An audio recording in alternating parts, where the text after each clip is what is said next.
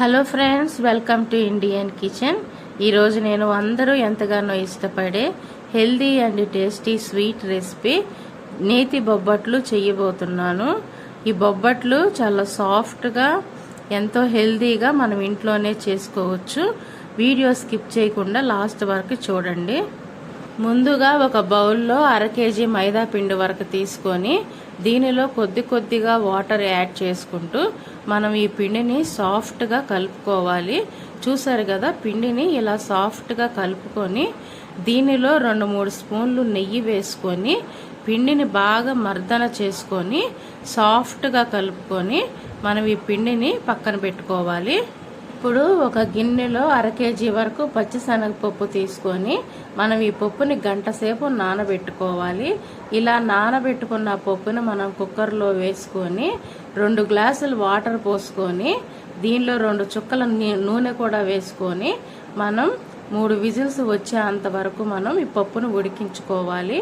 చూసారు కదా, పప్పు సాఫ్ట్గా ఉడికింది.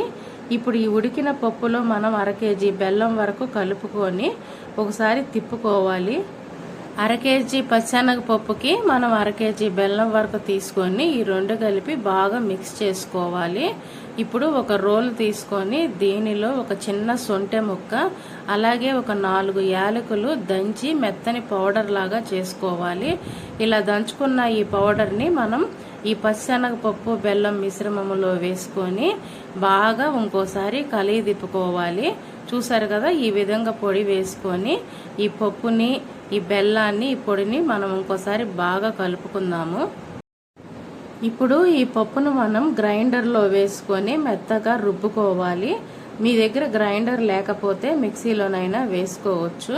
నేనైతే గ్రైండర్లో వేసుకున్నాను పర్ఫెక్ట్ కన్సిస్టెన్సీ కోసం. ఇలా గ్రైండర్లో వేసుకొని మనం దీన్ని బాగా రుబ్బుకొని ఈ మిశ్రమాన్ని ఒక గిన్నెలోకి తీసుకుందాము. ఇప్పుడు మనం ముందుగానే కలిపి పెట్టుకున్న మైదా పిండిని కొద్దిగా తీసుకొని దీనిలో ఈ పప్పు బెల్లం మిశ్రమాన్ని పెట్టుకొని ఈ పిండిని మనం కంప్లీట్గా మూసేసుకోవాలి. ఇదిగో చూసారు కదా, ఇలా చూపించిన విధంగా ఈ పిండిని కంప్లీట్గా క్లోజ్ చేసుకొని ఒక చిన్న బాల్ లాగా చేసుకొని మనం ఒక కవర్ మీద దీన్ని పల్చగా ఒత్తుకోవాలి.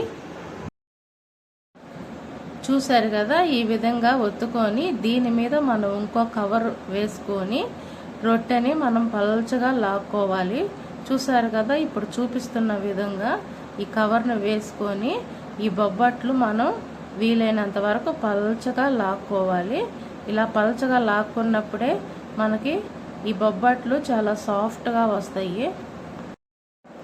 ఇప్పుడు స్టవ్ మీద పెనం పెట్టుకొని లైట్గా ఆయిల్ వేసుకొని ఈ బొబ్బట్టును మనం స్లోగా తీసుకొని పెనం మీద పెట్టుకొని కాల్చుకోవాలి. చూసారు కదా, ఇలా బొబ్బట్టు పెనం మీద వేసుకొని దీని మీద నెయ్యి వేసుకుంటూ 2 వైపులా మనం కాల్చుకోవాలి.